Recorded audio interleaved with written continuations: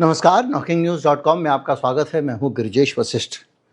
अक्सर हम लोग नफरत और इसकी राजनीति की बातें करते हैं। हम कहीं गजा का उदाहरण लेते हैं, कभी कहीं का उदाहरण लेते हैं, पुराने पुराने तानाशाहों की कहानियां उठाते हैं। लेकिन बड़ा बुरा लगता है कि जब इसी तरह की चीज़ें मेरे देश में सामने आने लग जाए, मेरे देश के ऊपर ये सवाल उठें और हमारे आसपास वो सारे काम हो रहे हों जिनको हम अब तक अजूबा माना करते थे। वॉशिंगटन पोस्ट की एक रिपोर्ट आई है और इस रिपोर्ट में भारत के एक बेहद गंदे चेहरे को दुनिया के सामने पेश किया गया है।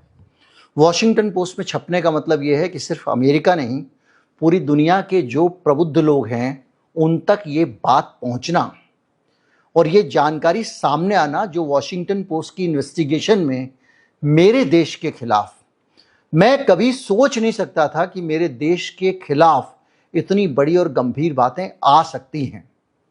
हम देखते हैं कहीं पे नमाज पढ़ नहीं सकते। एक वो चौधरी साहब हैं, बॉडी बिल्डर, पुलिस अधिकारी, उन्होंने जरा भी कोई नमाज, अगर मस्जिद के बाहर 4 आदमी हो जाएं तुरंत उठो यहाँ से। ये सब तो हम देखते चले आ रहे हैं। लोगों को प्राइवेट स्तर में जगहों पर, घर के अंदर नमाज पढ़ने पे भी FIR हुई है, छतों में नमाज पढ़ने पे भी हुआ है। इस तरह के बहुत सारे उदाहरण, आप अपने नाम की प्लेट लगाओ अपने दुकान के ऊपर, ये उदाहरण, ऐसे अनेक उदाहरण हम रोज देखते रहते हैं जो एक खास वर्ग, एक खास कम्युनिटी को टारगेट करने वाली खबरें आती हैं। ये उदाहरण देखते देखते हमें शायद आदत हो गई है। इस भेदभाव को महसूस करते हैं। हमारे हाउसिंग सोसाइटी के ग्रुप में जब आता है हिंदू मेड चाहिए, ये चाहिए, उसको भी देखते देखते हमको शायद ऐसी आदत हो गई है कि अब अंतर्राष्ट्रीय स्तर पे ऐसी रिपोर्ट्स आने लगी हैं जो शायद भारत के चेहरे पे एक कलंक है। ये जो रिपोर्ट आई है वॉशिंगटन पोस्ट की, ये कहानी कुछ कहती है जो अपने आप में डराने वाली है। हुआ यह है कि 26 लोग जब मारे गए पहलगाम में, उसके बाद देश भर में उसको सांप्रदायिक तनाव बना, क्योंकि पाकिस्तान ने बनाया। पाकिस्तान ने उसको हिंदू मुसलमान बनाने की कोशिश की। पाकिस्तान के जो घुसपैठिए आतंकवादी थे उन्होंने, और पाकिस्तान के थे, ये सरकार कह रही है तो मैं भी कहूंगा पाकिस्तान के थे, और उन लोगों ने बहुत ज्यादा हिंदुस्तान में नफरत फैलाई। इसके बाद एक आदमी जिसका काम कानून व्यवस्था का पालन कराना है, वो आदमी होता है गृह मंत्री। यानी एग्जीक्यूटिव में और विधायिका में एक ही आदमी है जिसकी जिम्मेदारी है कि किसी भी तरीके से देश में कानून व्यवस्था सही रहे। अगर राज्य है तो राज्य का गृह मंत्री, केंद्र है तो केंद्र का गृह मंत्री। अब गुजरात का जो गृह मंत्री है उसका नाम है हर्ष संघवी। उसने एक अभियान चला दिया, हर घुसपैठियों को खोज निकालने का ऐलान। मुसलमान मजदूरों की बस्तियों पे छापामारी शुरू हो गई पहलगाम की आड़ में। हम सब पाकिस्तान में कराची पोर्ट पे कब्जा, ये वो सब खबरों में घिरे हुए थे, और वहां पर एक एक मजदूर बस्ती पे, मजदूर के ऊपर हमला हो रहा था और उनको बांग्लादेशी घोषित किया जा रहा था। जैसे दिल्ली में एक के बाद एक बस्तियां उजाड़ी जा रही हैं, घर तोड़े जा रहे हैं, बुलडोजर चलाए जा रहे हैं लगातार, जब से केजरीवाल की सरकार गई। और उसको सोशल मीडिया पे, सब जगह पे इस तरह से प्रचारित किया जा रहा है कि हम रोहिंग्याओं को भगा रहे हैं। रोहिंग्या कहाँ रहते हैं? उनकी बस्तियां तय हैं। वो बस्तियां खुद सरकारों ने बसाई हैं, दिल्ली सरकार ने उनको जगह दी है। वो जब भारत में आए हैं तो गृह मंत्रालय हमारा जो है उसने उनको अनुमति दी है आने की। वो शरणार्थी हैं, वो घुसपैठिए नहीं है। लेकिन रोहिंग्या एक ऐसा तबका है जो बहुत इन-डेप्थ चीज़ों को पढ़ता वढ़ता नहीं है। वो रोहिंग्या और घुसपैठियों में अंतर ही नहीं कर पाता है। बहरहाल, बांग्लादेशी घुसपैठिए किसी एक धर्म के नहीं होते हैं, बल्कि आप अगर सीमावर्ती इलाकों में जाएंगे, असम में जाएंगे, आप पश्चिम बंगाल में जाएंगे तो आपको पता चलेगा कि दूसरे धर्म के ज़्यादा लोग आ रहे हैं, क्योंकि उनको लगता है कि हमारे जैसा कल्चर, हमारे जैसी संस्कृति के लोग भारत में रहते हैं तो हम उनके पास चलें। खैर, वो अलग मसला है, मैं उस पर जाना नहीं चाहता हूँ। लेकिन फिलहाल ऐसी कहानियां आई हैं जिसमें इन लोगों को धर पकड़ करके रातों रात उठाया गया। उठा लिया भाई, उनके ऊपर मुकदमा चलाओ, उनको कहीं डालो, लेकिन ऐसा नहीं हुआ। वॉशिंगटन पोस्ट ने कुछ केस स्टडीज को स्टोर किए हैं। एक आदमी है हसन शाह। हसन शाह के साथ क्या हुआ, उसको पश्चिम बंगाल में उसका जन्म हुआ। पश्चिम बंगाल में उसका परिवार है, गुजरात में उसका जन्म हुआ, पूरी तरह से वो गुजराती है। उसको घर से उठाया गया, उसकी आंखों पे पट्टी बांधी गई जो 3 दिन तक नहीं खोली गई। उसको एक नाव में रखा गया और बांग्लादेश की सीमा के पार ले जाके उसको कहा गया तुम पानी में कूदो वरना तुमको गोली मार देंगे। और बांग्लादेश के जो तट रक्षक है, जैसे हमारा बीएसएफ है, बीएसएफ नहीं, हमारे यहाँ पे कोस्ट गार्ड है जैसे, उन्होंने उसको बचाया। बांग्लादेश के साथ हमारे पास में कोई एक्स्ट्राडिशन ट्रीटी नहीं है, हम किसी को एक दूसरे पर निर्वासित नहीं कर सकते हैं। अब है क्या कि बगैर किसी कागज के बच्चों और पत्नी से अलग वो आदमी दर बदर घूम रहा है। वो आदमी भारत का लेजिटिमेट नागरिक है, भारत का नागरिक था। उसका कसूर क्या था? उसका धर्म। उसका धर्म भी नहीं, उसके धर्म से कुछ खास मुट्ठी भर चंद लोगों की नफरत इस देश के। दूसरा केस अहमदाबाद के अब्दुल रहमान का है, 20 साल का लड़का है। आधी रात को पुलिस उसको उठा के ले गई, जेल में मारपीट हुई और पीट पीट के उससे कहा गया कि तू मान कि तू बांग्लादेशी है। और जब उसने बनवा लिया, उसको भी नाव में बिठाकर बांग्लादेश की सीमा तक छोड़ दिया गया। तीसरा केस है यूनिस खान पठान का। ये चंदोल झील बस्ती में रहने वाला आदमी है। अप्रैल में वही ये जो उस दौरान पकड़ा गया, कई घंटे तक पैदल चला गया, फिर छोड़ दिया गया। उसका घर बाद में बुलडोजर से गिरा दिया गया और कहा गया कि अब तुम साबित करो कि तुम देश के नागरिक हो। घर गिरा दिया, कागज पत्र जो हैं वो गए, नागरिक हो। इसी तरह से मिस्मा खातून असम की है, 72 साल की बूढ़ी महिला है। उसको जबरन जब बांग्लादेश सीमा पे उतार दिया गया कि जाओ वही तुम्हारा देश है। बांग्लादेशी गार्ड ने फिर इसको भारत को वापस कराया।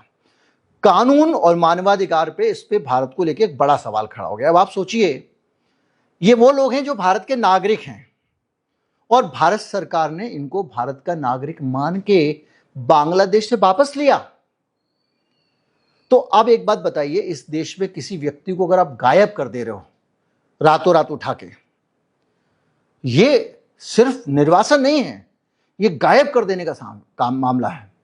और किसी को गायब कर दे रहे हो, वो लापता है, किसी को पता ही नहीं कहां गया, तो उस पर सजा होनी चाहिए कि नहीं होना चाहिए? वो गुजरात का वो गृह मंत्री या उससे जुड़े हुए जितने भी अधिकारी हैं, क्या उनसे सवाल नहीं पूछा जाना चाहिए कि आपने कैसे किया, किस आधार पे कर दिया, आपने वेरीफाई किया?